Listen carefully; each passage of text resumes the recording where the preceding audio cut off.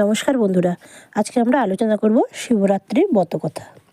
পুরাকালে মনোহর কৈলাস শিখরে মলয় পবন সেথা বয়ে ধীরে ধীরে।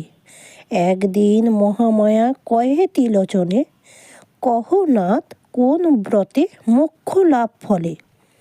কোন কার্যে হয় নাথ তোমারও সন্তোষ, শিবানীর বাক্যে তব কহে আশুতোষ।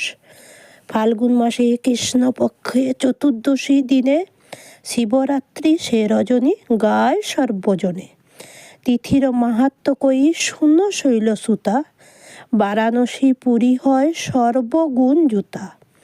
সেই সে নগরে ছিল বেদ একজন, কুরুমতি কৃষ্ণবর্ণ অত্যন্ত দুর্জন। একদিন সেই বেদ প্রবেশে কানন, পশুবধ করে ফিরে আপন ভবন। মাংস ভারে বেদ তবে হইল কাতর, বৃক্ষতলে শয়নে হইল ঘুমে ঘোর। হইল রজনী অস্ত গেল দিন মুনি, অতি ভয়ঙ্কর হইল অরণ্যে রজনী। বিল্ল বৃক্ষে উঠে বেদ অতি ভীত মনে, মৃগ মাংস বৃক্ষ ডালে করিল বন্ধন। সারা নিশি জাগে সে ক্ষুধায় দেহ জলে, দৈব দেখো লিঙ্গ মোর ছিল বৃক্ষতলে।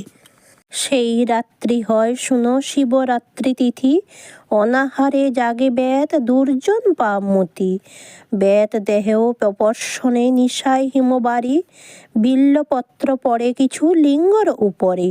স্নান নাই নাই পূজা নৈবেদ্যে উপাচার, তিথি গুণে পরম প্রীতি হইল আমার। প্রভাতে নামিয়া বেদ যায় নিজ ঘরে, আয়ু শেষে যমদূত আসে ভয়ঙ্কর।